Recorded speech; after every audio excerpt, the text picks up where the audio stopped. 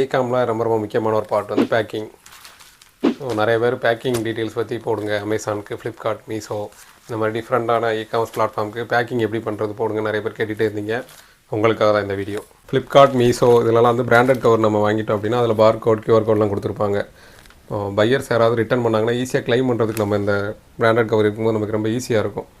நம்ம வந்து ஆர்டரை வந்து டெலிவர் பண்ணும்போது, டெலிவரி பாய்கிட்ட கொடுக்கும்போது இந்த கோடை நம்ம ஸ்கேன் பண்ணிக்கணும். ஸோ நம்ம ஆர்டரை ஈஸியாக வந்து ரிட்டர்ன்ஸை ப்ராசஸ் பண்ணுறதுக்கு ஈஸியாக இருக்கும்.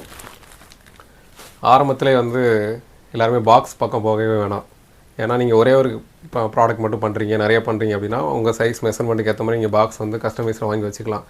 இல்லை நான் வந்து நிறைய கேட்டகரியில் பண்ண போகிறேன், ஒரு 10 கேட்டகரிக்கு மேலே பண்ணுறேன் அப்படின்னா ஸ்டார்டிங்லேயே நீங்கள் பாக்ஸ் கேட்டிங்கன்னா மினிமம் ஆர்டரே 100-200 தான் வாங்க சொல்லுவாங்க. ஸோ அந்த ப்ராடக்ட் வந்து நமக்கு மூவ் ஆகலை அப்படின்னா அந்த பாக்ஸில் நமக்கு எப்படி வேஸ்ட்டாக தான் இருக்கும். அதனால் என்னென்னு பார்த்தீங்கன்னா இந்த மாதிரி 2 ப்ளை கார்ட்போர்ட் ஷீட் இருக்கும். நீங்கள் உங்கள் பக்கத்தில் பேக்கிங் ஷாப் பார்த்தீங்கன்னா அங்கே போனீங்கன்னா கிடைக்கும் உங்களுக்கு.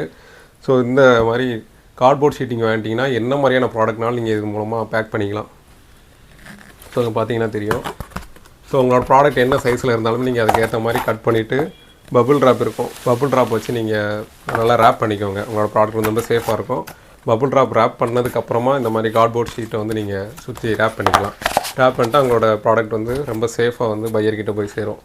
அதனால் ஆரம்பத்தில் நீங்கள் வந்து பாக்ஸ் வாங்க வேணாம், இந்த மாதிரி 2 ப்ளை கார்ட்போர்ட் ஷீட் வாங்கி வச்சுக்கலாம். என்ன பாக்ஸை விட இது கொஞ்சம் டைம் கன்சியூமிங்காக இருக்கும், ஆனால் வந்து உங்களுக்கு காஸ்ட் எஃபெக்டிவாக இருக்கும். என்ன ப்ராடக்ட் வேணால் நீங்கள் இது மூலமாக பண்ணிக்கலாம். ஃப்ளிப்கார்ட், அமேசானுக்கு பிராண்டட் இல்லாத இந்த மாதிரி நார்மல் கவர்ஸ் யூஸ் பண்ணிங்க அப்படின்னா டேப்பு வந்து உங்களுக்கு நிறைய இடங்களில் கிடைக்கும். அமேசான்லேயே கிடைக்கும். இல்லைனா நீங்கள் சென்னையில் இருந்தீங்கன்னா பாரிஸ் அந்த மாதிரி இடங்களில் நிறைய பேக்கிங் ஷாப்பில் கிடைக்கும்.